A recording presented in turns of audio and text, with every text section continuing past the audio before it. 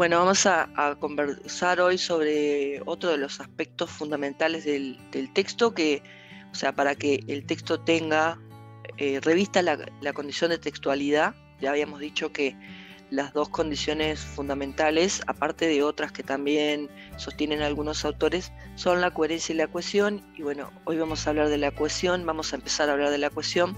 Es un tema que puede ser complejo por las clasificaciones que admite y por un montón de procedimientos que se recogen dentro de este gran procedimiento que es el de lograr la cohesión en un texto, ¿no? Entonces ahí puede revestirse esta complejidad, pero no hay que dejarse marear por los términos, porque en realidad no es tan complejo a la hora de llevarlo a la práctica. O sea, vamos a tratar de facilitarlo incluso con ejemplos y demás. La cohesión, como ya habíamos conversado, tiene que ver con la superficie del texto. Es lo que observamos y lo que también logramos cuando escribimos a nivel de la superficie textual. Es decir, que no descansa sobre el tema, sino sobre cómo vinculamos las diferentes partes de una estructura gramatical o las diferentes partes del texto. En este sentido, vamos a ver que hay una conexión o una cohesión que se logra entre los términos dentro de la propia oración y otra que se logra entre, por ejemplo, los párrafos, ¿no? Esto también un poco lo habíamos adelantado ya en los encuentros anteriores. Ahí puse una definición que me parece bien concreta e interesante, que dice que, que es de Beaugrand y Dressler, plantea que se establece las diferentes posibilidades, cómo pueden conectarse dentro de una secuencia los componentes, esto que les decía, de la superficie textual, ¿no? Las palabras que realmente se escuchan o se leen. Por eso decía que no tiene que ver con el tema, aunque afecta al tema, porque si no logramos que el texto sea suficientemente cohesivo, ¿no? Si no logramos cohesión en el texto, difícilmente la persona que lo está leyendo o que está escuchando pueda entender el tema. Entonces, en realidad, si bien estamos en otro ámbito del análisis, digamos, dentro de lo que es la gramática textual, porque ya vimos el concepto de coherencia y ahora estamos viendo el de cohesión, cohesión y coherencia trabajan juntas, digamos que son del mismo equipo, podríamos decir, ¿verdad? Están casadas porque necesitan trabajar juntas, o sea, necesitamos que estén las dos propiedades presentes para que el texto, mejor dicho, para que esa producción lingüística efectivamente revista la calidad de ser un texto, ¿sí? O la condición de ser un texto. Entonces no es tan fácil hacer la separación entre una y otra. Sí, a los efectos, en cuanto a la comprensión del texto, ¿no? Pero a los efectos del análisis es un poco más fácil hacer la separación, porque acá nos vamos a quedar en la superficie, y cuando estábamos hablando de coherencia estábamos en la estructura profunda, estábamos, digamos, como buceando en el texto. Y acá en el contenido vendría a ser, ¿no? En el contenido. Y acá nos vamos a enfocar en la forma, exactamente, ¿sí?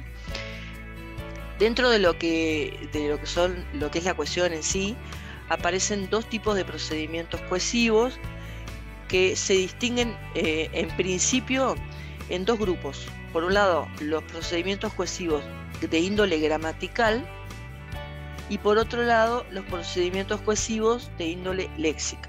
Entonces les decía, dentro de los procedimientos cohesivos tenemos de dos clases, gramaticales y léxicos, y hoy vamos a trabajar con los gramaticales. Los gramaticales son los que se explican y se entienden mediante el uso de términos y de conexiones entre términos dentro de la estructura, digamos, superficial, como les decía, de que a nivel de las oraciones, a nivel de los párrafos, a nivel incluso de las afirmaciones que se puede hacer en un texto, y vamos después a ver algunos ejemplos. Dentro de los procedimientos gramaticales hay diferentes tipos que vamos a ver a continuación. Bueno, cohesión gramatical. Dentro de la cohesión gramatical esta es la definición, son relaciones de sentido que se establecen a nivel gramatical. Saben que la gramática en realidad es la organización de la información, ¿no?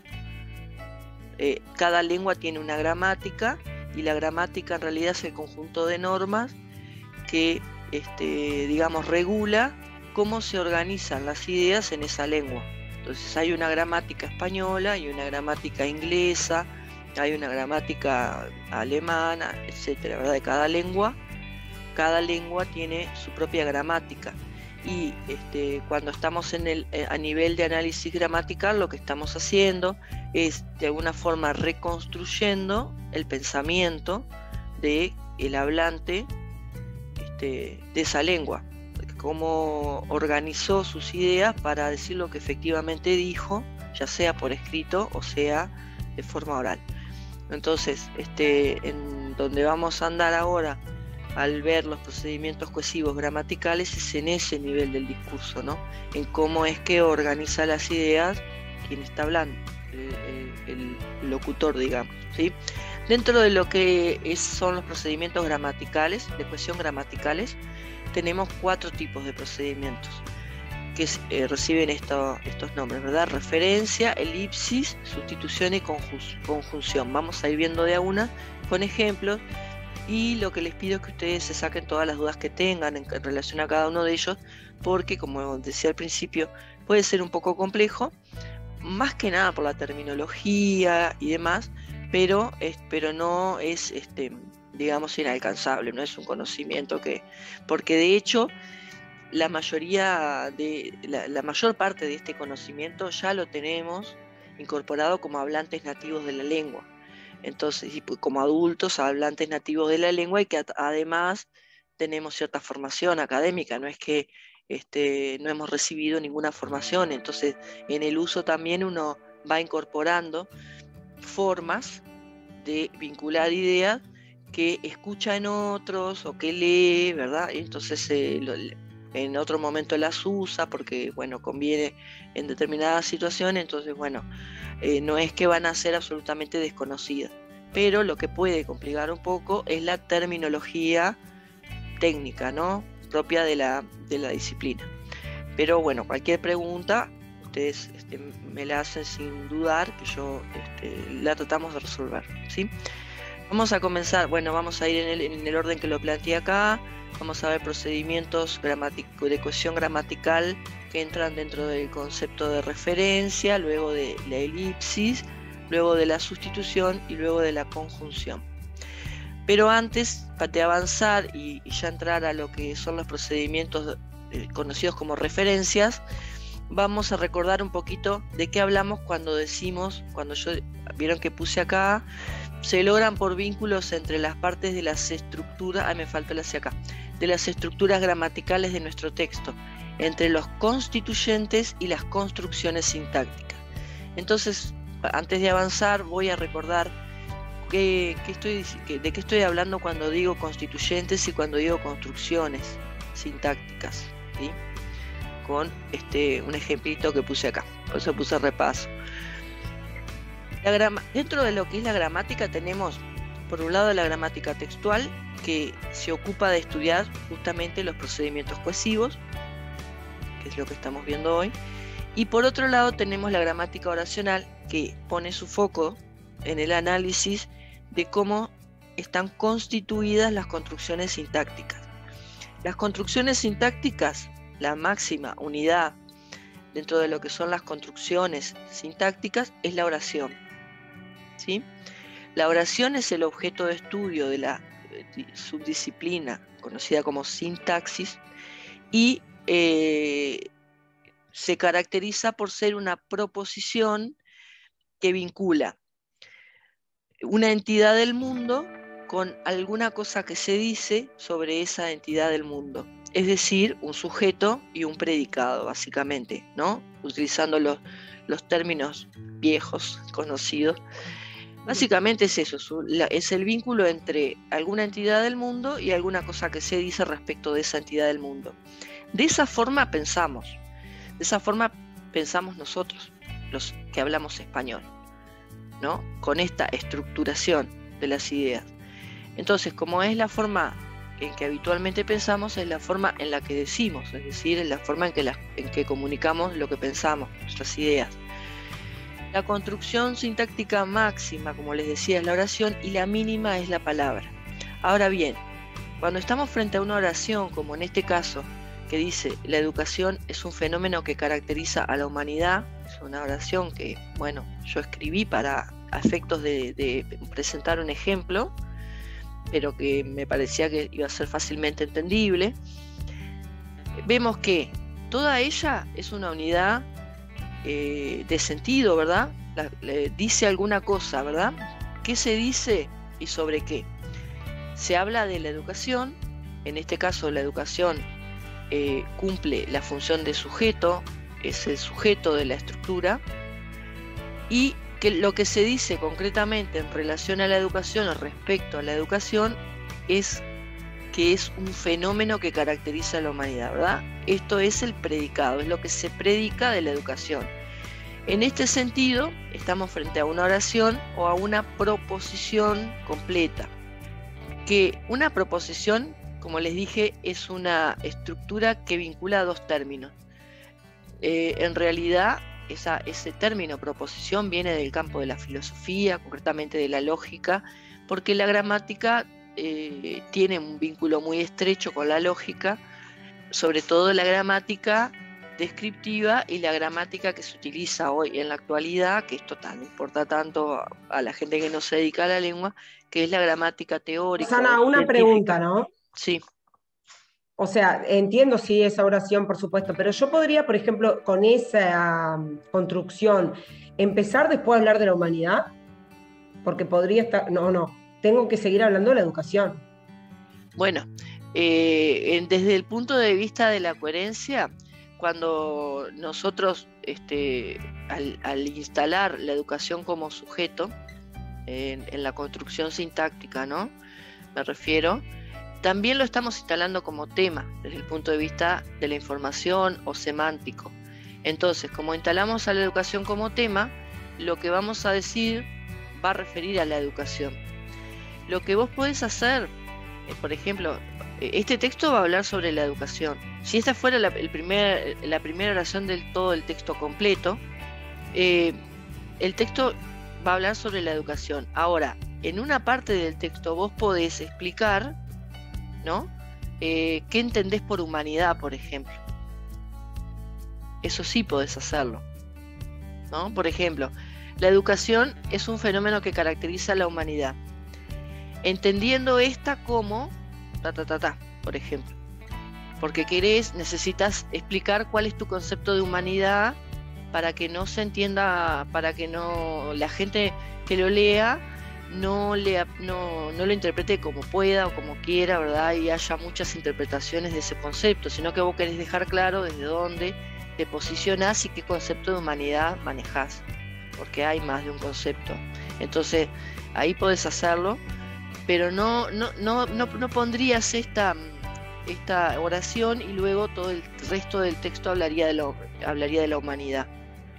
Porque en ese caso tendríamos que formular de otra manera este inicio del texto. Podrías decir, la humanidad... La humanidad, por ejemplo, podría decir, la humanidad está caracterizada por un fenómeno que es la educación.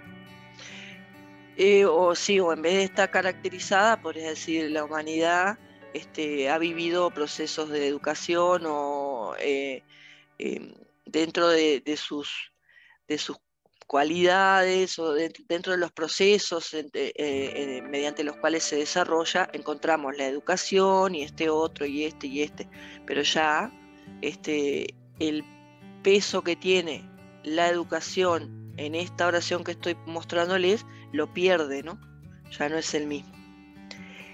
Igual ahora estamos en un nivel del análisis que es la gramática oracional, y simplemente quería repasar un poquito qué se entiende por construcción sintáctica. Es la construcción, digamos, completa, ¿sí? Y qué se entiende por constituyente, son las partes que componen esa construcción sintáctica, vinculadas entre sí. Vieron que yo señalé con diferentes colores los tres constituyentes de esa oración: la educación, el verbo copulativo ser, es, y un fenómeno que caracteriza a la humanidad, ¿no?, como el atributo de educación. Lo que se dice de la educación acá es eso, que es un fenómeno que caracteriza a la humanidad. Todo eso, un fenómeno que caracteriza a la humanidad, también es, por otra parte, una construcción en sí misma. Podríamos analizarlo de manera separada, porque encontramos que no es una palabra únicamente, sino que es una construcción en sí misma, y que hay dependencias dentro de esa construcción que hacen que no sea simplemente un fenómeno, sino que es un fenómeno determinado, y que haya una adjetivación en relación a ese fenómeno. Lo que quiero que entiendan con esto es que cuando estemos ahora viendo los procedimientos cohesivos, es en este nivel del análisis en el que vamos a andar, digamos, es en el nivel superficial, es en lo que vemos o lo que efectivamente leemos o oímos, ¿ah? Y que en ese nivel del análisis con lo que nos vamos a encontrar es con oraciones, y en un texto nos vamos a encontrar con varias oraciones, con muchas oraciones, y lo que vamos a ver es cómo se vincula una con otra, o cómo se vincula una idea con otra idea dentro de la misma oración, lo que vamos a ver a continuación. Entonces quería recordar un poquito este concepto de oración.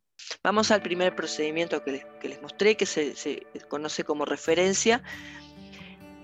Este procedimiento tiene que, lo que se trata de la relación que se establece entre un elemento del texto con otros elementos del texto, pero es una relación que se puede establecer en dos sentidos.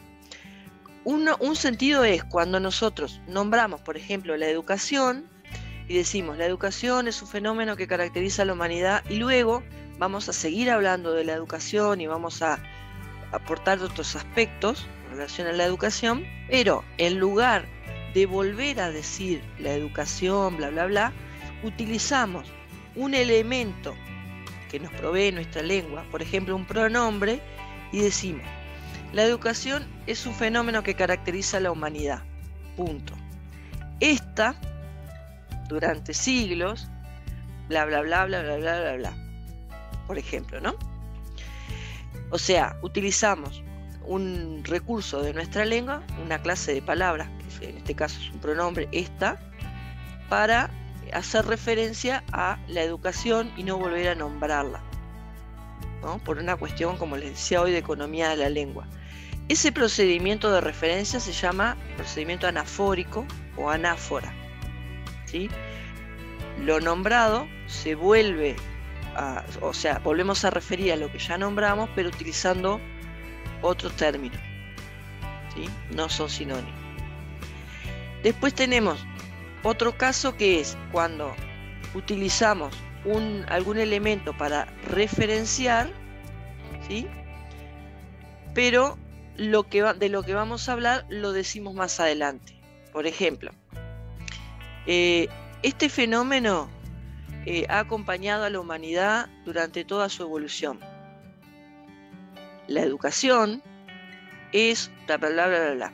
Entonces, este fenómeno en realidad refiere a la educación, pero antes de decir que iba a hablar de la educación, ya adelanté.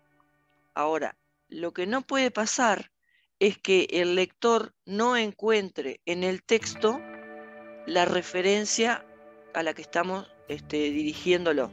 Es decir, que tiene que encontrar el vínculo entre el elemento que utiliza para hacer esa referencia y lo referenciado, digamos, ¿sí? Ahora lo van a ver con ejemplos y les va a quedar bien clarito. Por ejemplo, el número 1. La educación es un fenómeno cultural. Esta ha acompañado el desarrollo de la humanidad. ¿Cuántas oraciones hay ahí? Dos oraciones. Y el procedimiento es anáfora. ¿Por qué? Y tenés el pronombre esta, ¿no? Esta ha acompañado, esta ¿quién? La educación. Bien, porque tenemos la educación, ¿sí?, que es de lo que estamos hablando, pero luego seguimos hablando de la educación en la oración que sigue, y en lugar de volver a poner, porque si no tendríamos que decir: la educación es un fenómeno cultural, punto, la educación ha acompañado el desarrollo de la humanidad. Y ahí ya al leerlo o al oírlo ya nos suena redundante, ¿verdad? Nos suena a que podría evitarse la repetición. Entonces para eso utilizamos, en este caso, el pronombre esta. ¿Qué no vamos a usar? La misma. Se utiliza, mucha gente dice la misma, podría decir, la educación es un fenómeno cultural, la misma ha acompañado el desarrollo de la humanidad. El tema con la misma es que es una expresión agramatical, aunque todo el mundo la use, mucha gente la use, y tal vez finalmente se termine aceptando la expresión, pero hoy por hoy no es aceptada porque la misma en realidad es una expresión que no cumple una de las reglas gramaticales. Después, si quieren, otro día les explico un poco más. Porque o les mando un material que hice una historieta sobre la misma para explicarlo a mis alumnos, si se los puedo enviar. Sí, envíanos porque ahora me quedó la curiosidad. Sí, porque yo uso mucho la misma, uso mismo y la misma para no repetir. Sí, la gente lo usa mucho. ¿Qué pasa? ¿Por qué no cabe ese uso? Porque lo que puede usarse en este caso, que tenga valor referencial, solamente puede ser algo que tenga básicamente valor nominal, ¿no? Y la misma es una estructura que está formada por un artículo, la, y un adjetivo, misma. Un artículo y un adjetivo no constituyen, no forman un sintagma nominal, no tienen valor de nombre, no tienen valor sustantivo. Por lo tanto, no tienen la posibilidad de referenciar. Entonces, como no tienen la posibilidad de referenciar, el uso que se le da no es adecuado, es agramatical. Esa estructura en sí misma es agramatical. El término misma o mismo se utiliza, es un adjetivo, entonces se utiliza siempre acompañando a un sustantivo. El mismo traje, la misma situación, los mismos sabores, ahí sí, pero no con valor referencial. O sea, lo que entiendo es como que no podría acompañar referenciando el sujeto. O sea, claro, tenemos que poner algo que sea una característica del sujeto, por ejemplo. En realidad un término que pueda identificarse con el sujeto. Y como el sujeto, Gabriela, siempre tiene valor de nominal, es decir, siempre tiene valor de sustantivo, siempre, porque es una condición del sujeto. Entonces, como regla de nuestra lengua, ¿no? Entonces, lo que sea que pongas que haga referencia a ese sujeto, tiene que tener el mismo valor. Por eso no puede utilizarse el mismo, la misma. Primero es una expresión agramatical, pero si no lo fuera, igual no podría utilizarse con el uso que se le da de referencia, ¿sí?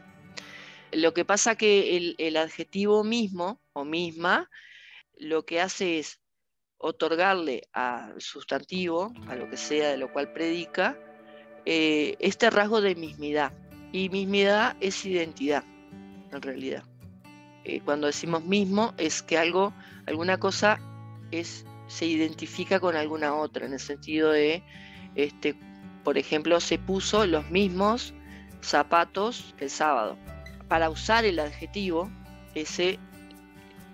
vos tenés que tener una intención, en realidad, de dar esta idea de identidad, de mismidad, de que alguna cosa puede ser identificada con alguna otra.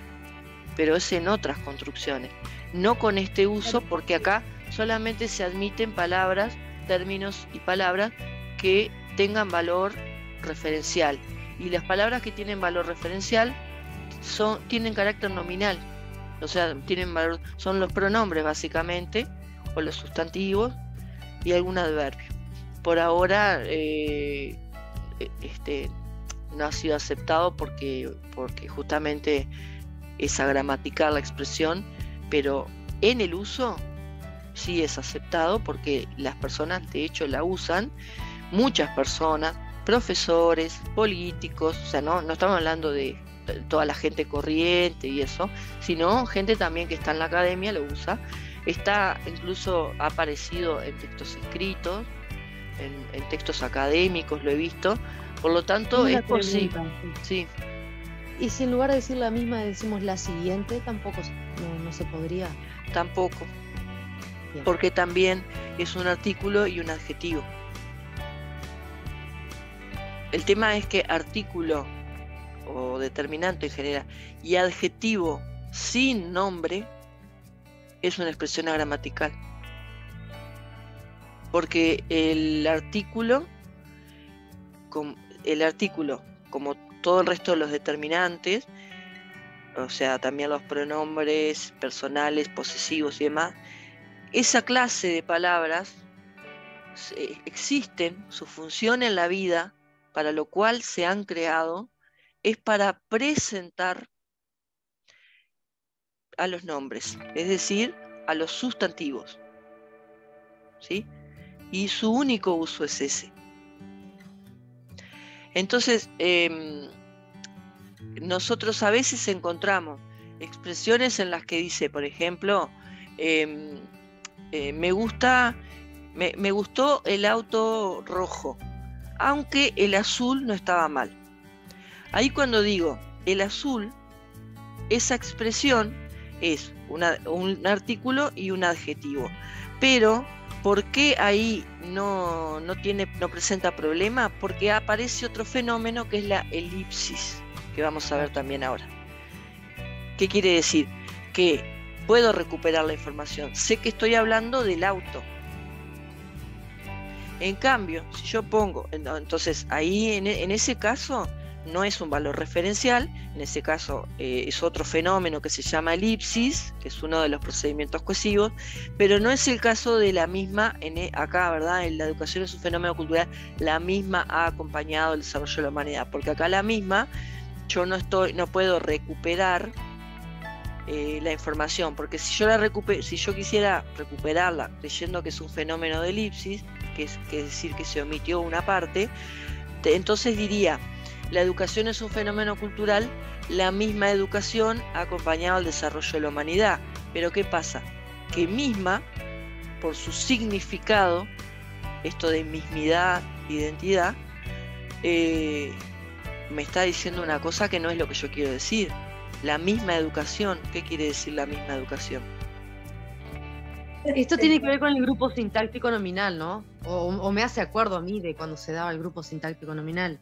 Sí, antes se le llamaba grupo sintáctico nominal, ahora sintagma nominal nomás. Sí, sintagma nomás. Y el sintagma nominal en realidad es una expresión que está constituida por un sustantivo, que puede ser un nombre común o un nombre propio, y si es un nombre común, un sustantivo común como educación, por ejemplo, los nombres propios son los nombres de personas, instituciones, ¿verdad? Gabriela, Liliana, Rosana, Etel, bueno, esos son nombres propios, o los países, bueno, diferentes nombres de cosas o de entidades, y los nombres comunes son los nombres de las entidades del mundo, son las palabras que sirven para nombrar las entidades del mundo, que pueden ser materiales, ¿no? O pueden ser ideas, ¿verdad? También, como en este caso la educación no es un objeto como tal, no es algo concreto, sino que es una idea, entonces un concepto, pero es una entidad del mundo, es decir, que significa alguna cosa distinta de otra. Esto es un sustantivo común, y la estructura con la cual se presenta un sustantivo común al inicio de una elocución, en este caso de esta oración que les presenté, siempre tiene que estar acompañado, presentado por una clase de palabras que se llaman determinantes. Dentro de esas clases de palabras está el artículo la, por ejemplo, la educación. Si en vez de la educación dijera, a ver, pensando con deporte, por ejemplo, ¿no? El deporte es un fenómeno cultural, por ejemplo, podríamos decir, ¿sí? Y ahí el artículo es masculino porque el término, el sustantivo, tiene género masculino, que no tiene nada que ver con los géneros de las personas, ¿no? Por eso el educación y ese o les alumnes y todo eso es inadecuado, no es aceptado en la lengua por una cuestión que no hay una coincidencia entre el género que tienen las palabras a nivel de la gramática y el género vinculado a los seres humanos, ¿no? Son absolutamente cosas distintas, no tienen nada que ver, ¿no? Así que entonces acá hay un fenómeno de anáfora. ¿Por qué? Porque lo que se produce es una referencia a algo que ya se dijo, utilizando para ello otra palabra. En este caso, el pronombre esta, ¿sí? Que es un pronombre demostrativo. Vamos con el ejemplo 2. Dice: aunque la juzguemos fundamental para la vida de los individuos, la educación no siempre tuvo la misma importancia. Y ahí sería una catáfora, ¿no? La educación refiere a la juzguemos, a ello, bien, ¿no? Bien. Vieron que acá yo presenté a la educación antes de decirla, porque cuando digo, aunque la juzguemos fundamental, cuando ese la que puse es un pronombre que refiere a educación, a la educación. Si ustedes leen esto, su cerebro inmediatamente vincula ese pronombre la con lo que venga después que tenga género femenino. Esto lo hacemos sin pensarlo, ¿no? Es una forma, de una forma, digamos, mecánica, por decirlo, ¿no? Automática, pero al mirarlo, a detenernos a mirarlo, podemos encontrar y ver e identificar cuál es el procedimiento que se utilizó para lograr que eso que se dice ahí tenga cohesión, que sea algo cohesivo y que por lo tanto también se entienda sin problemas, ¿verdad? Si yo dijera, supongamos que quito ese la y digo, aunque juzguemos fundamental para la vida de los individuos, la educación no siempre tuvo la misma importancia, eso que dije resulta en algo que no tiene sentido, porque hace falta referenciar la educación necesariamente, porque lo juzgado tiene que estar dicho en la oración. Es necesario porque juzgar siempre es juzgar alguna cosa. El verbo juzgar exige necesariamente qué es lo juzgado, y en este caso la educación. Entonces, si yo no pusiera esa información, utilizando como acá el pronombre, eso resulta en una estructura sin sentido, ¿sí? Una estructura, desde el punto de vista gramatical, es una estructura agramatical, pero desde el punto de vista textual es una estructura que no es coherente. Rosana, una consulta, ¿no? Si yo coma, podría poner, en vez de nombrar de vuelta la educación, ¿no? Pondría, no siempre tuvo la misma importancia. Y en realidad vos te vas a dar cuenta que estoy hablando de ella. No, si no lo pones, no me doy cuenta. ¿Qué podés hacer? Por ejemplo, vos pones, aunque la juzguemos fundamental para la vida de los individuos, no siempre tuvo la misma importancia. Pero necesariamente a continuación tenés que decir de qué estás hablando. O anterior, en el párrafo anterior también. Sí, pero para seguir con el ejemplo de catáfora, ¿no? De que aparezca después la información. Lo tenés que decir después. Podés hacerlo, ¿viste, Gabriela? Pero después del punto, ahí tenés que meter de qué estás hablando. Si no, no hay forma de que la gente lo pueda entender.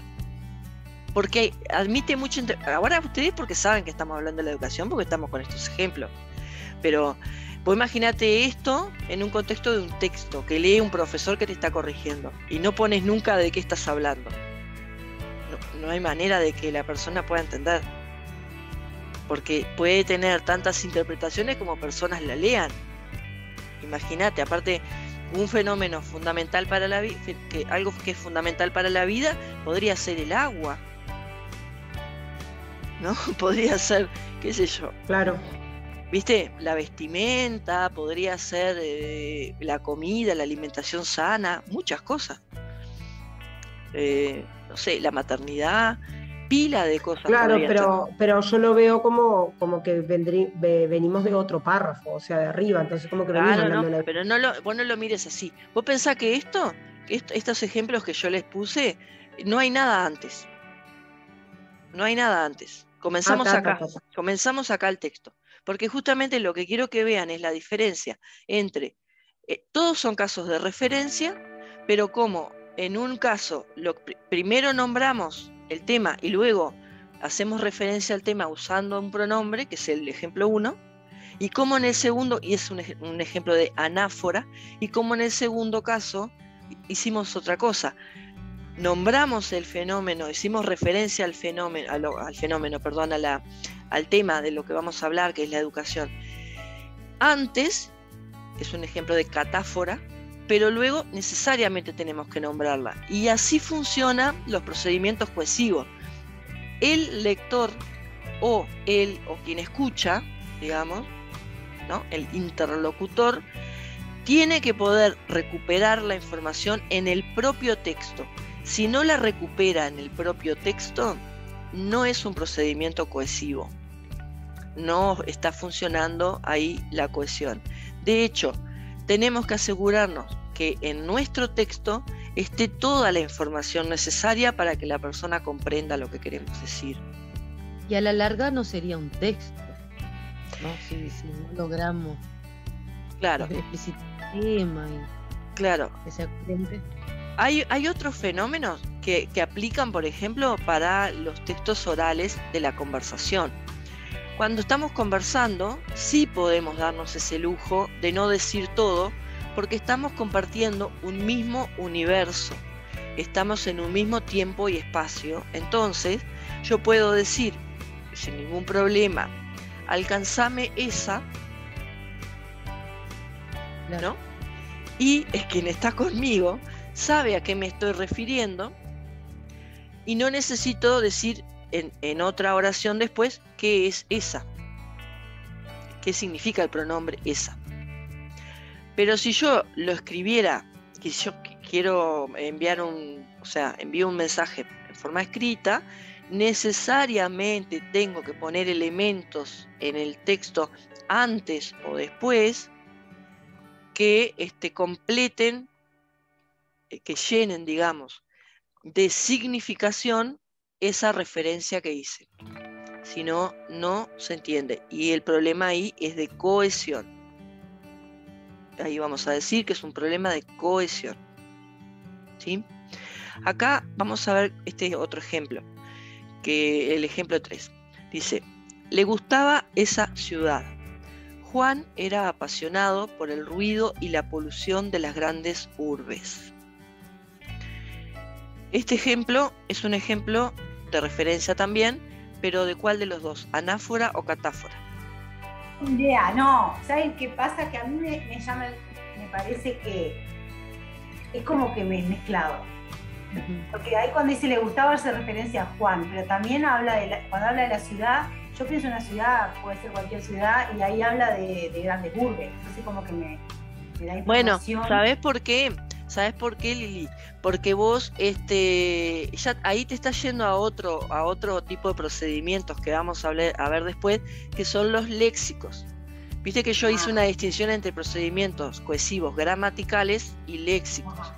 Los léxicos son los que tienen que ver con el vínculo entre significados. Y acá no estamos mirando eso, porque acá estamos viendo cómo utilizamos recursos de nuestra lengua, en este caso los pronombres, para hacer referencia a alguna cosa que se va a nombrar después o alguna cosa que se nombró antes. Entonces, en ese sentido, te pregunto, concretamente a Lili, si él le gustaba esa ciudad, Juan era apasionado por el ruido y la polución de las grandes urbes, ¿qué procedimiento tenemos enfrente? ¿Anafórico o catafórico? ¿Anáfora o catáfora? Catáfora, eso. Catáfora, ¿por qué? Bien, sí es catáfora, ¿por qué? Porque ahí él después dice, hace referencia después al de lo que viene hablando. Le gustaba esa ciudad a Juan. Bien, Lo nombra, lo bien. presenta después. Bien, ahí está, porque aparece un pronombre clítico que es el le, que está en lugar de Juan, ¿no? Entonces, ese le nos indica, es un índice de que en algún momento de lo que sigue del texto nos tiene que decir quien escribió eso a quién le gustaba esa ciudad. Necesariamente tiene que aparecer esa información. ¿Sí? Nosotros vamos a leer y vamos a esperar y vamos a buscar para completar ahí. Vamos a decir, bueno, ¿le gustaba esa ciudad? ¿A quién? Dice nuestro cerebro. Inmediatamente. No lo dice, no lo explicita, pero busca Mi cerebro no hizo eso. Mi cerebro dice ciudad y dice grandes urbes, entonces no hay ninguna de las dos. Nunca reparé en el le ni en Juan.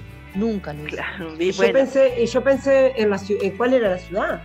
Bueno, estaba esa ciudad. Pero ¿cuál es la ciudad? Me quedé ahí. Nuestro cerebro. Su cerebro está queriendo viajar a alguna ciudad, me parece, la de las tres. Ay, por Dios. No, en realidad sí, acá la observación que hicieron igual es muy buena, porque se dieron cuenta que hay otro fenómeno acá, ¿no? De cohesión, de uno de los procedimientos cohesivos, pero que está dentro de los procedimientos léxicos, como le dije, que es esa ciudad, luego aparece sustituida por grandes urbes. Esa ciudad y grandes urbes podríamos señalarlas en un texto, si fuera un texto mayor, como ejemplos de isotopía. Aquello que ustedes vieron.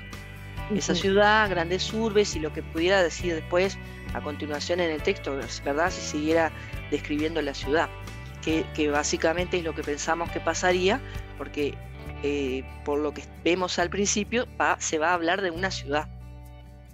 El tema es la ciudad, porque acá el sujeto de la estructura le gustaba esa ciudad, es esa ciudad, ¿no? Juan es el complemento indirecto. ¿A quién le gustaba? A Juan. Porque gustar es gustar, algo gusta a alguien. Lo gustado, lo que gusta, es el sujeto y es esa ciudad. Para poner el sujeto al principio, como en general lo encontramos, pero no siempre, en general. Entonces podría decir, esa ciudad le gustaba, Juan era apasionado, pero lo cierto es que acá mencionamos a Juan sin mencionarlo, y luego necesariamente tenemos que decir quién es ese le, quién está en ese lugar, quién está mencionado en ese le, Juan, porque el hecho de que algo guste necesariamente exige que nuestro pensamiento espere saber a quién gusta eso que está nombrado allí. Entonces, esa información tiene que estar. Este es un ejemplo de catáfora por la razón de que se usa la referenciación y luego se presenta el referente, ¿verdad? Es decir, de qué se está hablando. Son ejemplos sencillos en realidad, y después vamos a verlo en textos académicos, y igual tienen estas estructuras. Lo que pasa que lo que vamos a ver es por ahí la complejidad en los temas, pero no en las estructuras. Las estructuras, las reglas de la lengua aplican para todos, ¿no? Los textos no se limitan a unos u a otros. Esto ya lo vi. Las clases de palabras que pueden oficiar para llevar adelante estos procedimientos de cohesión de referencia son los pronombres. Dentro de los pronombres tenemos pronombres personales, demostrativos, indefinidos, relativos y posesivos. Otro procedimiento cohesivo gramatical es la elipsis. La elipsis, hace un ratito se lo mencioné, es cuando omitimos algún elemento, pero para evitar la redundancia. Pero ¿por qué lo omitimos? Es decir, ¿por qué no lo decimos, no lo ponemos? Porque no es necesario. Si fuera necesario, tenemos que ponerlo. Como en los casos que vimos antes, era necesario decir Juan, porque era necesario cargar de significado ese le. ¿Sí? Le gustaba. Ese le había que cargarlo de significado. Entonces era necesario que apareciera Juan. Pero fíjense en estos ejemplos. Dice, Lorena obtuvo un promedio de 10, José de 8 y yo de 9. ¿Qué es lo que elidí ahí? Lo que no puse. Promedio. Octubre, perdón. Mi nombre. Bueno, no, el promedio. Promedio de 8, promedio. Ah, el promedio, claro, va. Claro, yo en realidad, cuando digo José de 8, ustedes piensan en que José obtuvo un promedio de 8. No piensan que José tiene 8 años. ¿No? ¿Por qué? Porque lo que dije inmediatamente antes me permite recuperar esa información sin que la vuelva a poner, porque si no tendría que decir, Lorena obtuvo un promedio de 10, José obtuvo un promedio de 8 y yo obtuve un promedio de 9. Y eso hace que, digamos, el texto resulte redundante. Quien lo escucha o lo lee entiende que no es necesario. O sea, sí, me estoy dando cuenta que estás hablando de los promedios, ¿no? Entonces, esto es un caso de elipsis. Lo que vemos acá es que hay información que se omitió deliberadamente, o sea, quien lo escribió, quien lo dijo, lo hizo porque quiso hacerlo, porque no era necesario. Pero hay que asegurarse de que no sea necesario, ¿se entiende? Porque en esta necesidad de no ser redundante, de no caer en la repetición y demás, podemos correr el riesgo de quitar algo que es fundamental para entender. Como el ejemplo que daba hoy Gabriela de si sacamos educación, decía, ¿no? No, si sacamos educación estamos sacando el tema, no podemos sacar educación. Entonces hay que mirar bien qué cosas se pueden elidir. Cuando omitimos ese elemento, lo que hacemos es una elisión o elidimos. ¿Ah? Esos términos son de la familia semántica de la elipsis, que es el fenómeno. Hay otro ejemplo a continuación que dice, viajamos a Toronto en Navidad. Era increíblemente fría pero luminosa. ¿Qué fue lo que quité de la ciudad? De Toronto. Bien, perfecto. Sí, la ciudad. Perfecto, muy bien. Vieron que porque acá yo puse una trampilla, porque puse, viajamos a Toronto en Navidad, y luego puse Toronto, que es un término de género masculino, ¿cierto? Y lo puse, y después puse, era increíblemente fría, pero luminosa, género femenino. ¿Sabés que yo pensé por Navidad? Yo me confundí, claro. Sí, pero después me di cuenta que iba a hablar de la ciudad. Porque, o sea, podría ser que luminosa la Navidad se referencia a la Navidad y fría, bueno, está, no sé, pero... También a la Navidad. A mí me llevó a la Navidad también. Claro, es que yo lo hice por eso, a este ejemplo lo pensé para que lo tuvieran que pensar un poquito por el tema de que lo que inmediatamente busca nuestra mente, nuestro pensamiento es vincular lo que se dice de acuerdo, por ejemplo, como a lo que aparece ahí es un verbo copulativo, el verbo ser, y lo que se dice después son atributos, o sea, se dice algo respecto de alguna cosa, como el ejemplo que vimos hoy de educación. Entonces lo que buscamos inmediatamente es una coincidencia en número y en género. Y entonces fría y luminosa concuerdan con Navidad en número y género. Pero ¿qué es lo que pasa acá? Que se está refiriendo a la ciudad. ¿Y por qué no podría ser que se está refiriendo a la Navidad? Porque en Navidad, en realidad, es un complemento circunstancial, es una circunstancia que hace en realidad referencia o alusión a el momento, ¿verdad? El tiempo. ¿En qué tiempo fueron? ¿En qué época? ¿No? Fueron en Navidad. Es una época del año, en realidad. Pero lo que se está diciendo, sobre lo que se dice alguna cosa, es sobre un viaje, sobre el hecho de viajar, sobre una acción concreta que es la acción de viajar, ¿sí? Y la acción de viajar no exige, el verbo viajar, no exige ningún complemento más que el sujeto, que alguien viaje. Todo lo demás que podamos poner son complementos.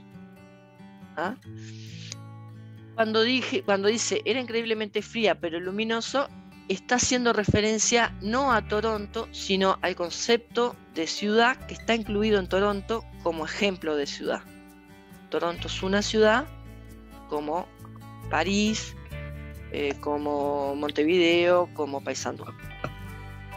¿Sí? ¿Puedo hacerte una pregunta? Sí. Pensando en lo que nos explicaste hoy, que en el verbo gustar, sí, yo tenía que aclarar a quién le gusta. Y ahora si yo preguntara, bueno, ¿y quiénes fueron los que viajaron? ¿No podría ser la misma pregunta? ¿O es eso que dijiste, que el verbo viajar no precisaba una explicación? Está bien la pregunta, Gabriela. ¿Sabés por qué no es necesario ponerlo? Porque es la primera persona. La primera persona, que es yo o nosotros, ¿verdad? Yo cuando es singular y nosotros cuando es plural, la primera persona en general no se utiliza. En general no decimos nosotros viajamos a Toronto. A veces lo necesitamos decir cuando queremos especificar quién es el nosotros. Por ejemplo, si quiero decir José y yo viajamos a Toronto. José y yo integramos un nosotros. Y que como quiero dar ese dato, quiero especificar a quién refiero cuando digo nosotros, ahí sí es necesario que lo ponga. Pero si no, no es necesario, porque ya sabemos que quien está hablando con alguien más fueron los que viajaron. ¿Sí? La primera persona en general no se utiliza, no es necesario expresarla, pero sí puede. Si acá la quisiéramos poner, pondríamos nosotros viajamos a Toronto en Navidad, o los nombres de quienes viajaron, que integran ese nosotros, que es el hablante y otra gente más con quien viajó. ¿Se entiende? Sí, perfecto. ¿Sí? Después dice, miren estas oraciones que les puse acá, que están muy buenas. Dice, todos amamos aprender a escribir textos. Parece difícil al comienzo, pero es apasionante y eso le quita parte de la dificultad. ¿Qué es lo que elidí? Aprender a escribir, ¿no? Aprender a escribir textos. Sí, claro. Todo eso, ¿verdad? Igual está bueno, porque capaz lo difícil al comienzo es el amar. Lo difícil al comienzo, ¿qué? Es el amar, todos amamos. Ah, todos amamos. Bueno, pero es que si yo no lo doy para arriba, no podemos. Todos odiamos aprender a escribir textos, ¿no?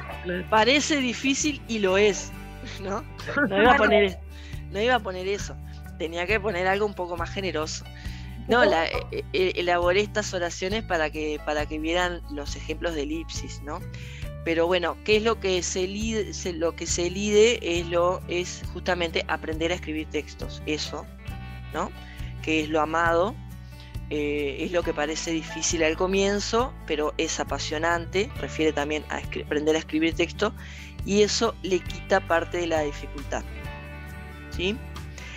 Ese le quita,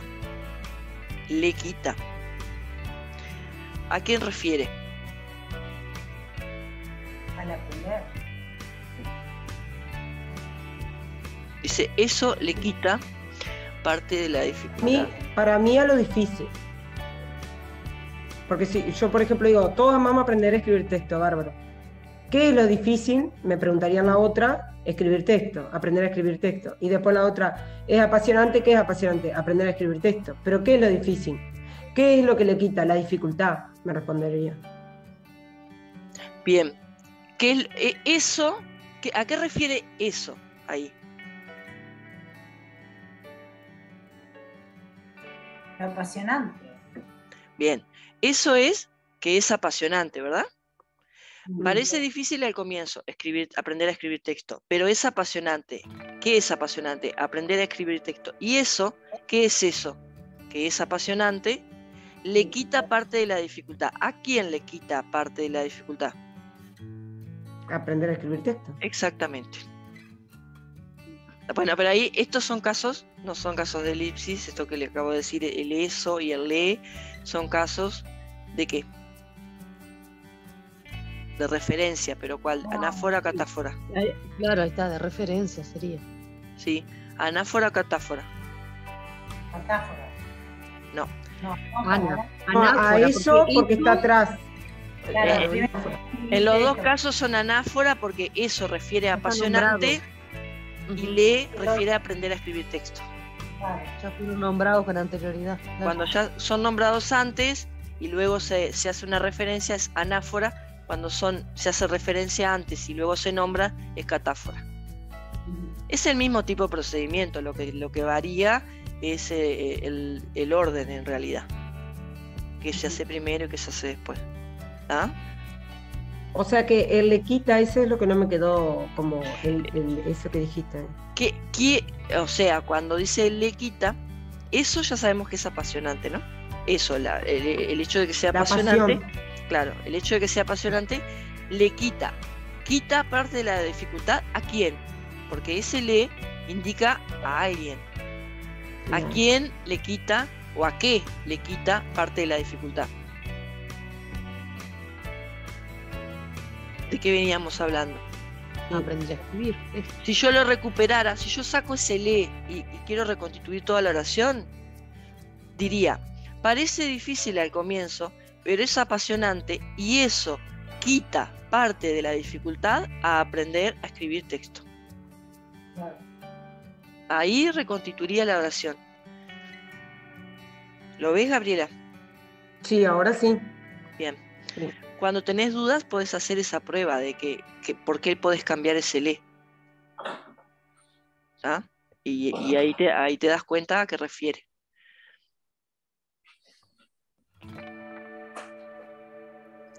Bueno, son igual 19:25. Yo voy a dejar de compartir ahora acá. Y hablamos la clase que viene, seguimos, porque fíjense que me falta la sustitución, la conjunción, y la conjunción se complica un poco porque tenemos por un lado los conectores y por otro lado los marcadores del discurso. Ya los he mencionado, pero ahora los vamos a ver en profundidad. Y fíjense que tenemos unos cuantos para ver y bastante que hablar de esto, y después unos ejercicios que les voy a dejar que están buenísimos para aplicar esto que vimos.